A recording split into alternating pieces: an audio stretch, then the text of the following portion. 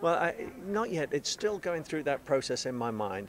I'm getting a lot of help from my tweeting people. They're coming up with ideas, and some of which I like.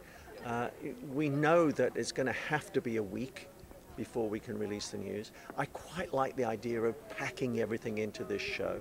You know, it's always difficult with a result show. What do you put in there?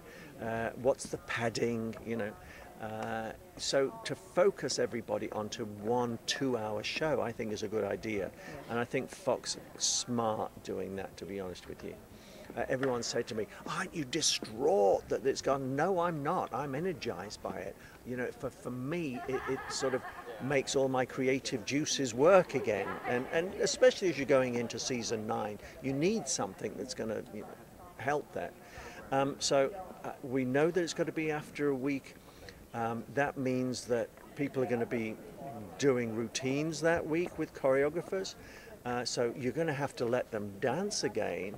So for me, that means that it'll probably work out that we won't tell them until after they've danced that they're in the bottom 2 or 3. And then the judges will have to take into account what they did last week, what America said, and what they've done this week.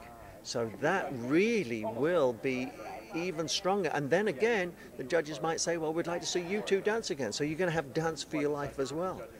I love the group routine, so I want to try and keep that in the show.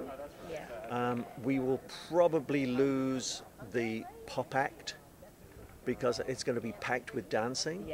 I still love trying to bring exponents of new styles into it and show us that, or Alvin Ailey or somebody. So it's all I can say. It's going to be one hell of a packed 2 hours. So if you love dance, you're going to be watching this, and if you're going to be watching it, that means that we're guaranteed Series 10, Series 11, and Series 12. You know? Which is fantastic. Fingers crossed.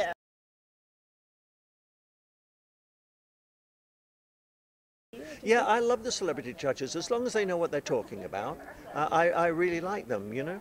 And people like Jesse Tyler Ferguson, who love dance, who are involved in stage performance as well as being a comedian. It brings a fresh energy to it, you know, and not just from the choreographer's point of view. Because I think we've got to take into account how people take performance as well as technique. So I like that aspect of it. You know, Mary and I can talk about technique till the cows come home, but I do like to see people talk about performance as well.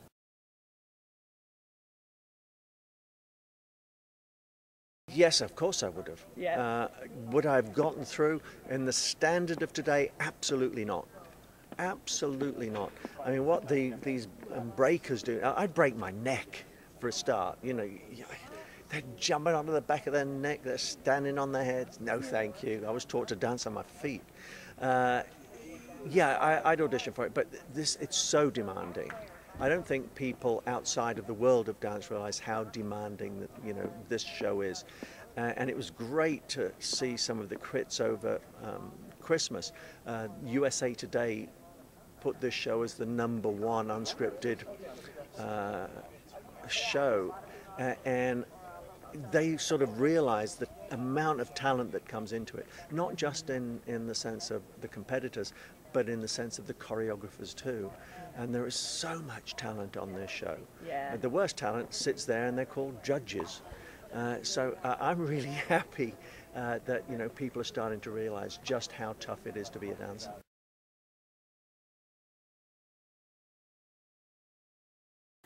My favorite is, of course, tap. That's how I started. My favorite to judge is hip hop, to be honest.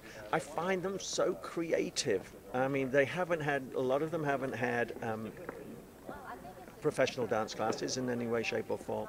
And they're just creative and they bring so much humor to it. Somebody like Twitch makes me so excited to watch. He's probably our greatest dance exponent from the entire series. He gets more work than anybody else. It's quite amazing.